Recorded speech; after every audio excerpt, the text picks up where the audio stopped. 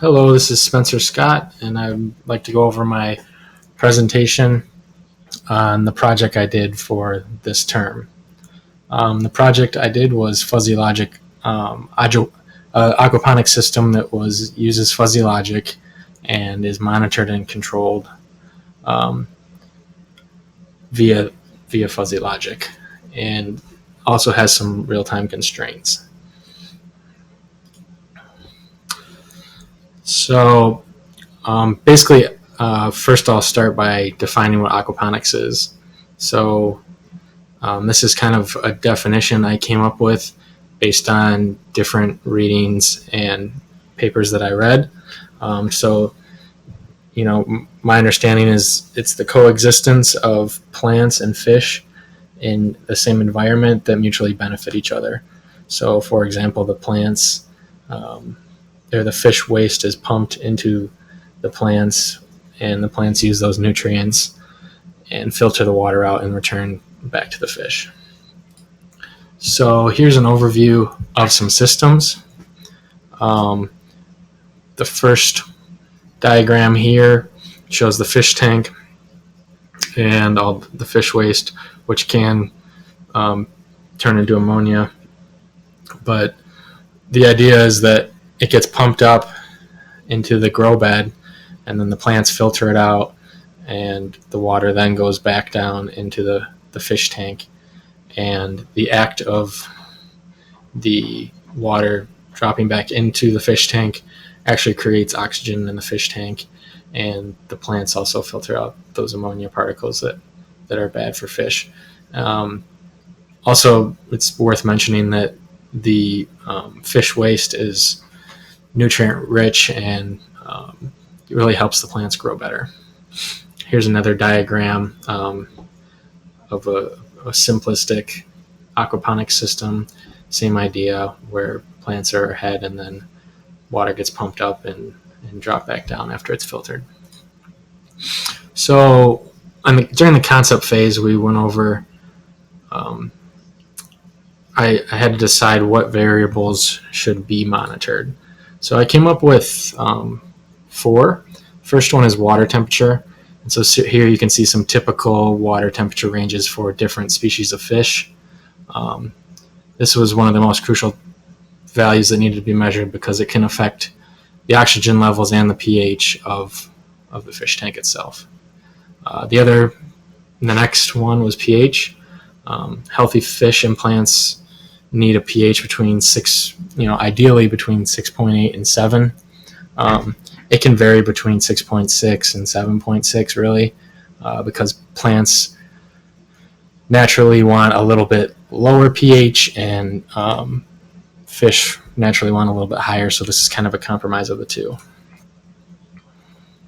Air temperature was also monitored. This is important for different crops. So as you can see, an ideal range for different crops is around 80 degrees. And some of them can vary a little bit more, but this is during germination, this is during growth, so this is like the majority of the time, and so you can see it's kind of within that range there. Illuminance, so lux is the measurement of light intensity, and based on what type of crop it is, or if it's just a household plant, different levels of illuminance are required. So generally in aquaponics, you're trying to grow crops indoors, and you're trying to provide a food supply, so this is generally a good range for that. So how do we get those ranges? We can use a heater, a light, and an alarm. The alarm is basically just triggered when value goes out of range. So there's some basic requirements. I'll go over a few of the most important ones. So we went over the inputs. I wanted them to be monitored every 25 seconds and controlled. The outputs controlled within a minute. I wanted a graphical user interface and it to be simulated and tested in a virtual environment. This is really helpful when you're dealing with fuzzy logic because it takes sometimes quite a few times to get the right system that you would expect. And then the alarm will be activated if the pH varies too far without this range. Non-functional requirements, I wanted to use MATLAB's Fuzzy Logic Toolbox and model with MATLAB and Simulink, and then also do testing with the MATLAB and the signal generator. So here's a high-level design that I drew in MATLAB Stateflow. So the core part of my project is the MATLAB itself, and this is used to program the Arduino, which is a small micro computer I'm sure most of you are familiar with. And so it has these inputs and can, through a relay control, which I unfortunately did not get in time,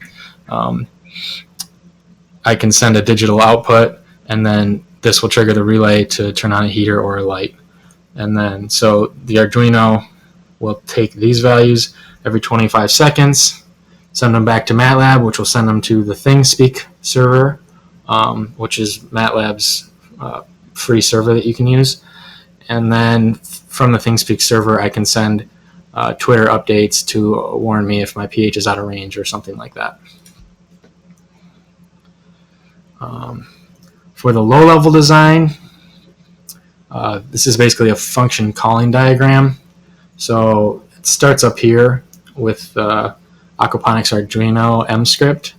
And basically all this does is call the creation of a timer, and then the timer gets created at a period of 25 seconds, and you can specify the number of execution times. This can be anywhere from 0 to infinity.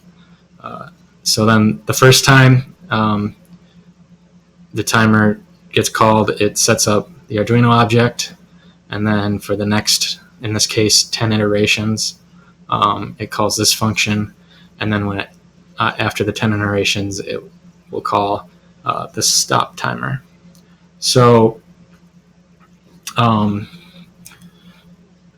go over what this read parameters does, it basically gets all the values. So the water temperature is on a one-wire device. It's a little bit proprietary and separate from a generic one-wire device. And then I also have air temperature and luminance on a generic one-wire devices. And then the pH is made by a company called Atlas Scientific. And so basically all these values get read into this read parameters function, which then sends it to the fuzzy inference system aquaponics function, which evaluates this based on the fuzzy inference system that we'll see later that I built, and then it returns it to here. And finally, all these values get sent out to the ThingSpeak server so they can be recorded and used anywhere.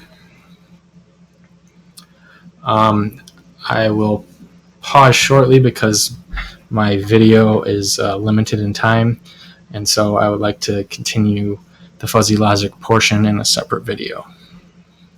Thank you.